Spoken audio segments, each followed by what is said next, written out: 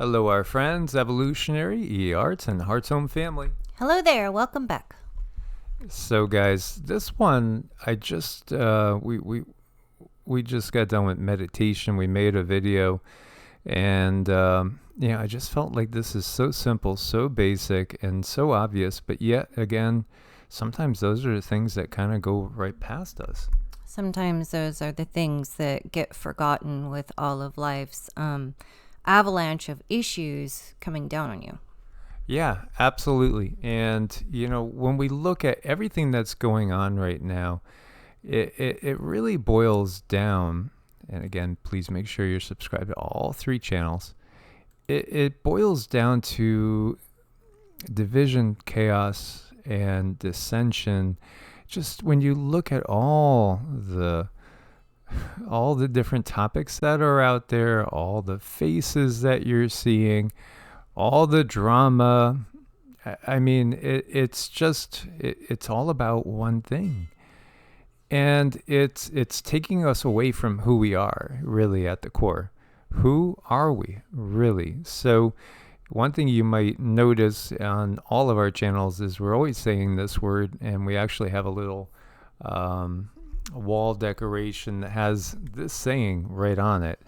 Namaste. What does that mean? It means I honor the place in you in which the entire universe dwells.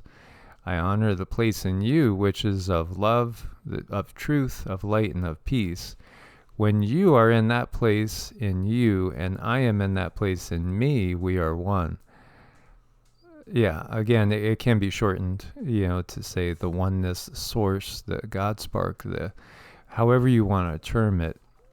That is within me, I see that it's in you as well. It's again a reference to the oneness of all things, as we're all part of this universal consciousness field, which is apparently divided, and everything that we see in the system that we find ourselves in is one of division and contestation. It's very much Darwinian. In that it's survival of the fittest. At least that's the way it looks. But the reality is something completely different. It's not that on the higher realms. And this existence that we find ourselves in is a temporary one. So if we want to talk about how to survive the apocalypse, it's simply just really truly remembering who you really are. Mm-hmm. That needs to be worked through, speaking of the third density and things that go on that have an effect on your human body and your human psyche. These things, I don't feel they are to be ignored. I don't think that you're supposed to just look past them and pretend everything is okay. No, they should be recognized because they have a purpose, and their purpose is to guide us to a higher space. When we have these emotions that don't feel so good, then we need to stop and take a look at that emotion and give it some attention and try to figure out, where does it come from? And I think that's where we are getting to the meat of moving up in vibration, not that it should be ignored. Like when a baby cries, you don't look at the baby and say, bad baby, don't cry. You don't do that. No, the baby is crying for a reason.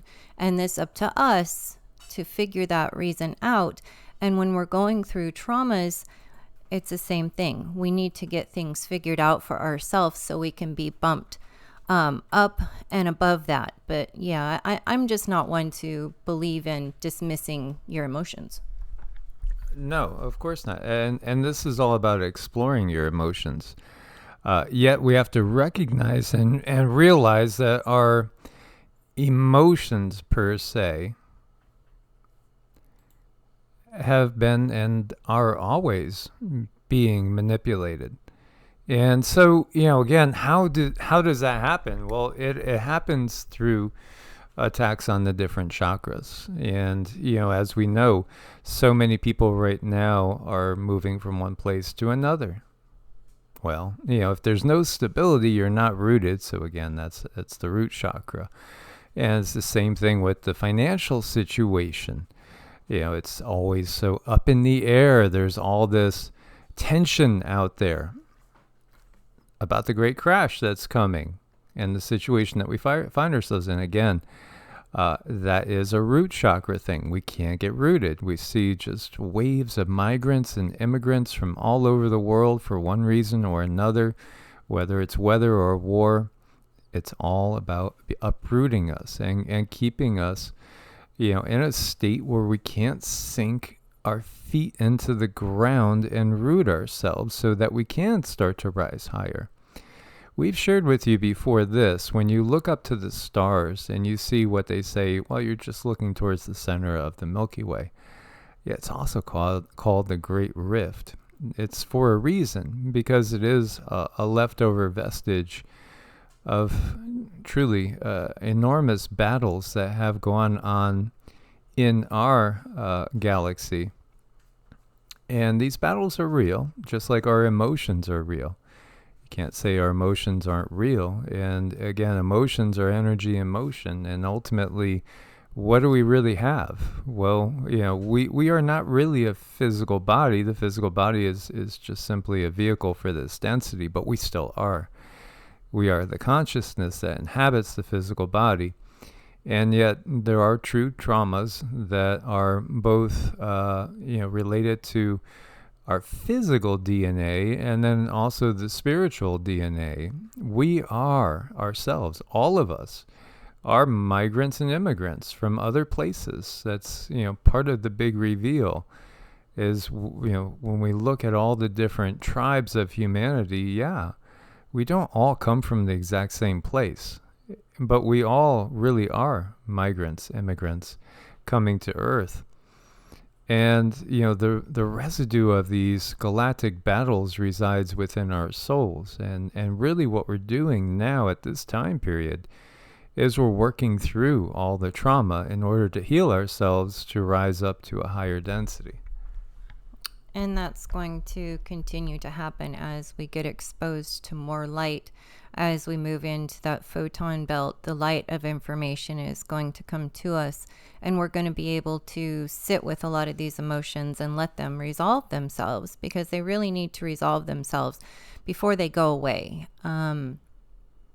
There is a book, I'm trying to think of it, and Emotions buried alive never die. Right. So when we go through ancestral trauma, when we go through our own trauma, if we just stuff those down, those emotions are going to go into things like your organ, probably the liver. And we really have to get in there energetically and diffuse that, whether it be through energy work, whether it be through your own work, trying to pull these up and release them. And guess what? Once they're released, it's like an automatic bubble and you get to go up. So it's quite a beautiful thing. And guess what? That's yours. That's something you get to keep with you beyond this 3D reality. And I think that's where it's really cool. Yeah. And again, when we look at the core of the true teachings of the person that the world knows as Jesus, it was all about the heart chakra. Because again, our ability to manifest really, in many ways, it lies in the heart. And if we are to manifest a loving, positive world, we have to heal the heart. That's first and foremost. We have to heal our own hearts. So again, where does that lie? It lies with first giving forgiveness to all those that wronged you in any way, and then working past that and working out into healing the world itself. It's inevitable that this is going to happen because, again, the bigger wheel, the wheel of the yugas, is turning. Now, whether we choose to stay fixated in a version of a Kali Yuga, that's up to the individual. The natural order of things is leaving that behind, leaving the darkness behind. The greater sun is rising as we move towards the central sun, as our sun is coming into an area that is full of light. And ultimately, that's what we all are, is we're light. And again, we can manifest through sound. And this is why I personally feel it's so important to use the mantras. I did, over probably 1,000 something mantras this morning, and it totally changed my frequency. Again, sometimes you have to fake it till you make it. And even if you don't necessarily feel like doing something, like say sitting there with mala beads and going through cycles of 108 repetitions, when you are asking for help, you will receive it. You have to ask first. Again, the benevolent beings will not just impose their will on you. So we have to ask for it. That's part of the protocol here. And again, I'm so struck. I remember those nights in this little desert town that I met this lovely lady in. And we would go and just drive the pickup truck out into the desert around the hills where there is no light from anywhere reaching. And you want to talk about spectacular. Looking up at the great rift in the night sky in the middle of the desert is absolutely spectacular. It's just amazing to see. And then you also, when you're out there, you recognize that we're not alone, because okay, that could be a satellite, that's a plane. I don't know what that is. That's something totally different. We're never alone. We've never been alone.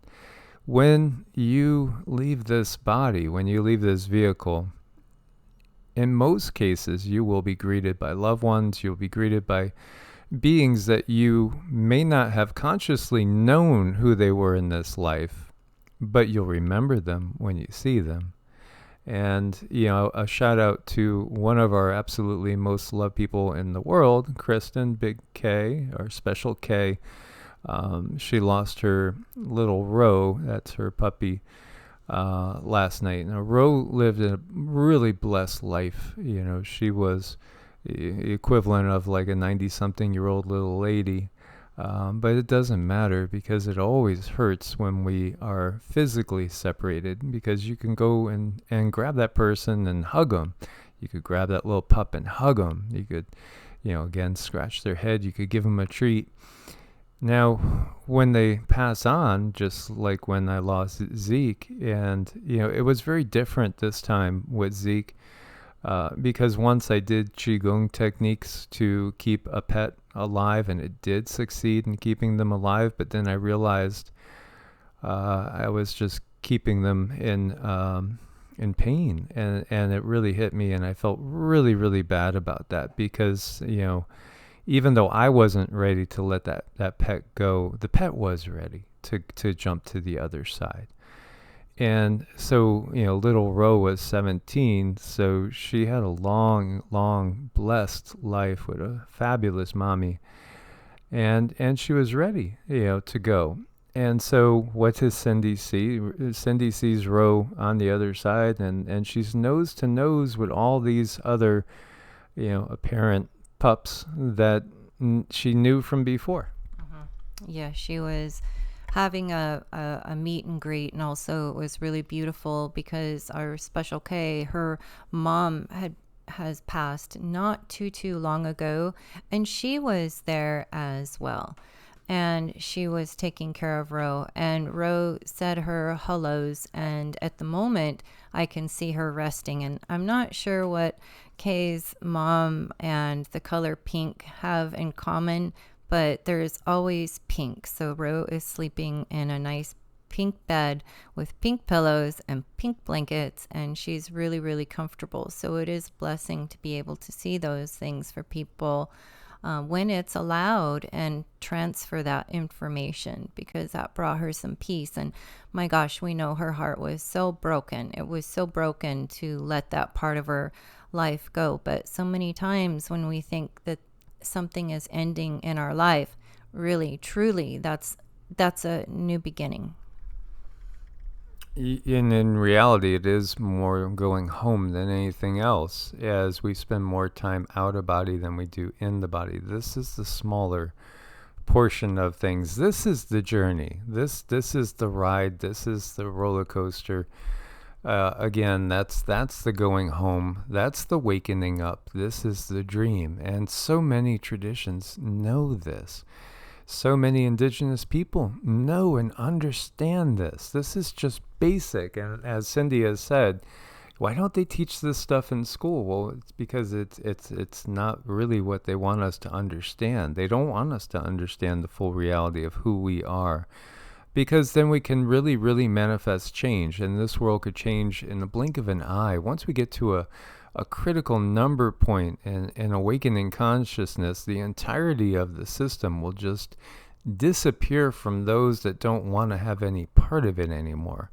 It will disappear, and there is going to be another great rift, so to speak, on Earth itself, as we're going to have divergent paths, and there will be those that will allow the technology and everything into them, and there will be those that stay organic and go with the natural cycle of things, that trust in the bigger picture, trust in the true creator of this universe and the plans that were in place when this universe was created, as it is simply a place for exploration and growth.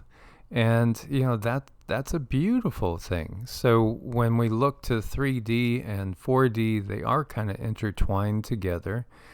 And again, we spend more time on 4D than we do in 3D. And yet when we look to 5D, or what we would call fifth density, and this is where we're heading back towards, this is, the golden age of the ascension cycle. Well, there's way more beings there than there are down here, because that's, again, a more normal state of being. We are the adventurous, crazy people that are on the roller coaster. Yeah, we're the ones that are on the roller coaster. They're the ones that are watching us, shaking their head and smiling and saying, wow, well, we'll welcome you home when you get back. I know, I can see so many of my guides covering one eye saying, no, no, no, like in a scary movie. But, you do learn to listen to those guides, and you learn to follow your instincts. And then you realize, as things go on and you learn in life, you don't have to keep subjecting yourself to the same things over and over. Once you realize a certain trauma and you understand the gravity of that, and you actually feel it in its entirety, and you resolve that, that's going to release you. It lets you go to another place. It shifts your perspective.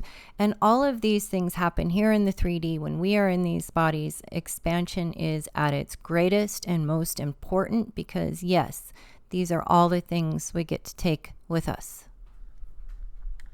Absolutely. So there truly never is anything to fear, as when we exit the body, it's just going home, and we'll be greeted again by people that maybe in this life we didn't even realize that we knew, but boy, we'll know them when we see them, and it'll be a amazing time.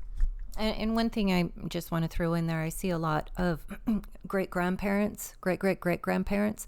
They have no idea who, the people like me, I wouldn't recognize my great-great-great-grandfather, but he recognizes me, and he takes a great interest in me. So I see that a lot.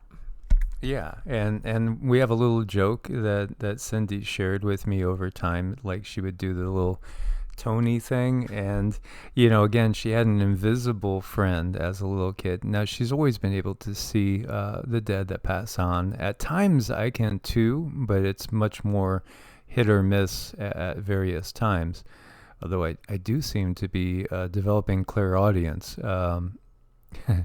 That's interesting in and of itself, but Cindy could always see them, always. And so her dad at one point in time, even though her dad very, very gifted and trained as far as his psychic abilities, I remember her telling me that he said, no, honey, that Tony was never there.